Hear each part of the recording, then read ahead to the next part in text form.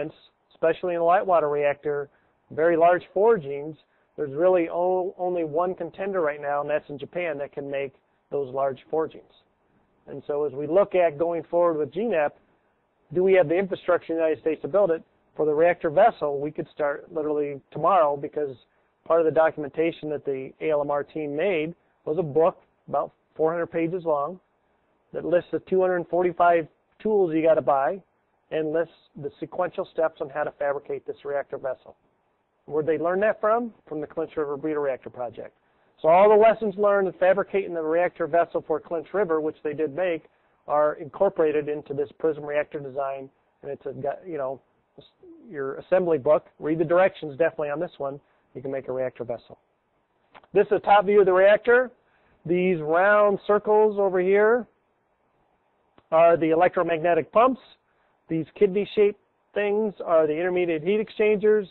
And then you see different instrumentation and control rods. And this is a plug that goes around so you can refuel the reactor. This is kind of a cutaway of the system. You can see the reactor vessel here, the intermediate heat exchanger pumps the water into, or pumps the sodium into the top of this steam generator. This steam generator is a helical coil steam generator, which means that the water comes in the bottom and follows this tortuous path all the way up the top and goes out. Because of the temperature of the sodium and the pressure of the water, we end up making superheated steam. Superheated steam is good because you get a better steam cycle efficiency. And that goes over to your turbine, makes electricity, comes back around, and then you have the condensate going back to the bottom of the steam generator. And this steam generator design really came from 3 lessons learned from the Clinch River Breeder Reactor Project. Clinch River looked at using a hockey stick sort of design, looked at a double-walled steam generator, and then a helical coil. Those steam generators were built. They were tested at a facility in California called ETEC, Engineering Technology Engineering Center, where they had these large facilities, these large buildings, and they actually flowed. And out of all of the different steam generator designs, GE picked the helical coil steam generator, Chuck Boardman, because they felt it had the best maneuverability, easiest fabrication, and the least cost. That facility today at California is being torn down. General Electric has the world's largest electromagnetic pump, and we're in the process to see if we can save that pump to do an autopsy on it to see how the materials, the insulation, all those things held up during the testing. Because when the program was canceled, nobody went back to retrieve the pump. And now that we have this new interest, we're trying to get that pump back. Here's one of the things when the GE team started looking at fast reactors, and this is one of the questions that I got before the talk started. What are the economics? So one of the things they looked at was the light water reactors, and you see that there are a lot of redundant and active systems. And what they wanted to do was try to cut those out. So one of the things they did was a passive removal of heat. And so if we start up here at the top, the air comes in to the top of the containment structure, flows down in the silo by a guard vessel, removes the heat, goes up the stack and out. This is always online. You are losing about a half a megawatt of thermal power all the time. Now, when we talk as nuclear engineers to the public about transparent safety, how do you do that? How do you communicate that a reactor is safe? This system, you could put a little twirly wheel up on top here like you wear on your hats, and it goes around, so that anybody that looks across the fence could see that that thing is twirling. That system can reject the heat. It's passive. It's always online. And some of the analysis that was done on PRISM with the control rods fully removed, reactor pump stop, loss of secondary heat removal, you still will not get in a situation where you melt the fuel. That's the sort of things we as nuclear engineers need to communicate to the public about transparent safety and the ruggedness of this design. And it turns out those designs then, we call passive safety, got picked up by the light water reactor community with the Generation 3 sort of reactors. So it was really the fast reactor guys that led the way on passive safety that the light water reactor community then started picking up. Another thing they did on technical design was seismic isolation. These are bearings that you can see in the bottom of the slide here. They're rubber metal composites stuck together. These devices have been placed in buildings in Japan and in California, and so there's some good data to use those to build that for the reactor. One of the things that people talk about with a sodium fast reactor, because the control rods have so much work, you really have to be cautious of the vibrations of the control rods. And so this is the concept where you poured the two reactor vessels and the steam generator all on one seismically isolated pad. This is some of the analysis that was done based on that design as far as an earthquake, what would happen to the reactor system. This is an old slide, but it shows you the depth of analysis that people have done. This is kind of a cutaway view. If you look at this big picture, this is the reactor vessel. This is the containment structure, and then this is the steam generator over on this side. One of the unique things about this containment system is when they got the license back, initially when they submitted the license to the NRC, they didn't build a containment. They put it in. And what do you think the NRC said on that one? We wanted a containment. Similar to, I see the picture you have of Andy Kadak with the gas reactor. Those guys initially came, we don't need the containment because we have the containment in the fuel. It's not going to fail. In the process from 1987 to when they issued the new Reg 1368 in 1994, they wanted a containment. So the GE engineers went back. They put a soup pot on top of the reactor vessel dome. We got a containment. Give us our new Reg. But it wasn't as economic as they thought. So Chuck Borman was part of the team that came up with this different design. So it's kind of a square box, and it shares with the other reactor vessel with a rupture disk. So if you have a sodium fire or overpressure event, then you rupture, the pressure gets too high, then you rupture into the next containment or the void space above the next reactor, and it decreases the pressure. So you don't have to build quite as rugged or as thick reactor containment, but you still add the protection for the worst case sort of accidents. This is what the Advanced Liquid Metal Reactor Program commercial plant, if you will. This generates 866 megawatts electric.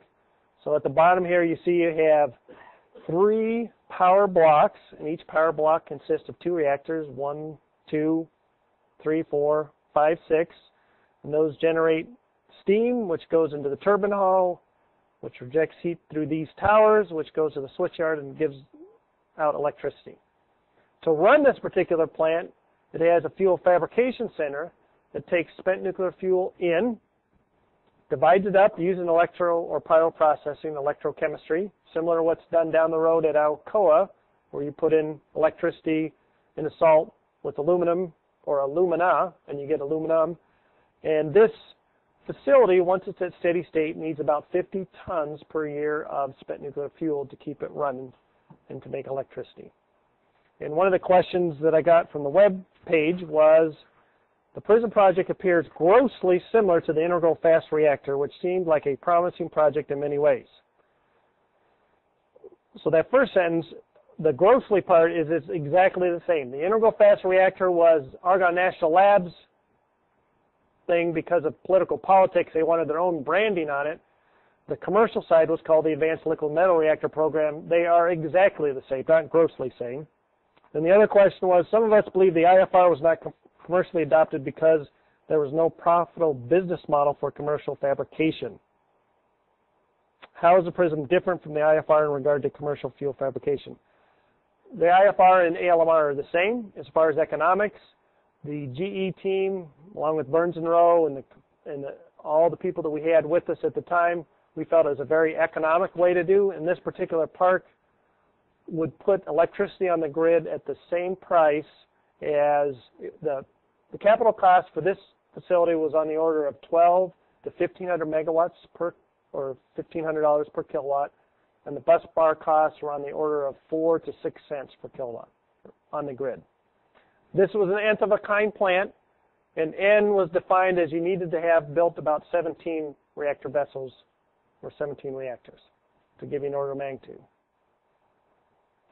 So I hope that answers that question. The scale in this picture is, I think it's 300 feet. 300 feet by, I think that's the longest dimension by about 200 feet.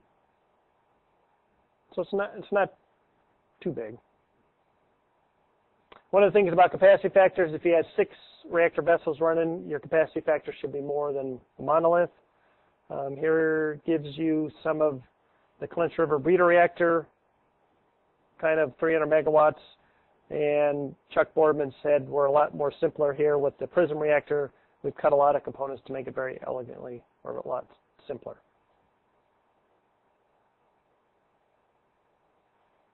Any questions on Prism before we go? Sorry. There are people are looking at the credit is the Prism design for low conversion ratios. You have some comments on how that impacts the physics. Okay, the question is what is the breeding ratio for the Prism reactor? No. Argonne and others are studying a variation of the Prism reactor with conversion ratios of about 0.5 or lower in order to be plutonium burners for accident markers. And what do you know about how that impacts the safety and reactor physics of Prism reactor? For the Prism reactor, our conversion ratio is 0.8. And the reason why we won't go lower is because we think it will impact the safety of the reactor.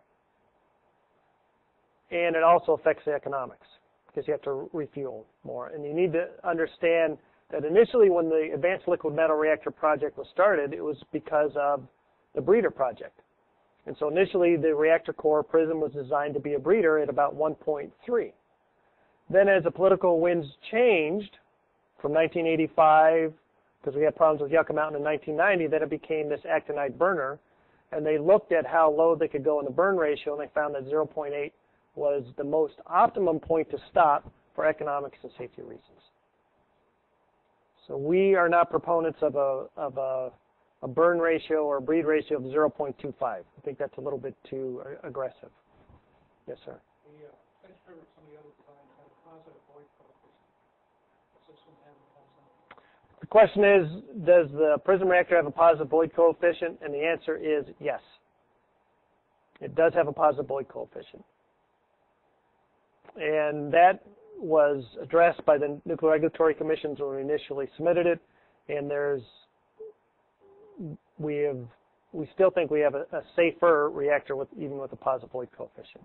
I know GE has pancake wide that's kind of and I noticed that is a pretty much it's still a beer can. Yeah. So we still have a positive void coefficient. Jeff, anything from the back? No? Okay. Still awake? Just checking. All right, let's talk about GNEP. I had the opportunity, as I was introduced, to be in Washington, D.C. in 2005. The American Nuclear Society, hopefully you're all members of it, has a program where they have congressional fellows.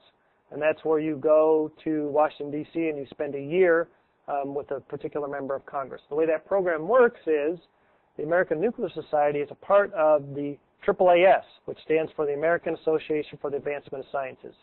So mechanical engineers and metallurgical engineers and the Psychology Society of America, soft science, but they're still scientists, and other scientists all contribute to this organization and particularly have fellows.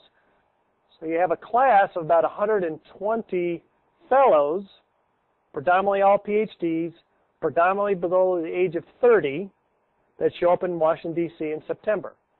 AAAS is very well connected, and you go through a 2-week orientation where you go to the State Department, to the White House, all these different places on Congress, and you learn how the government works.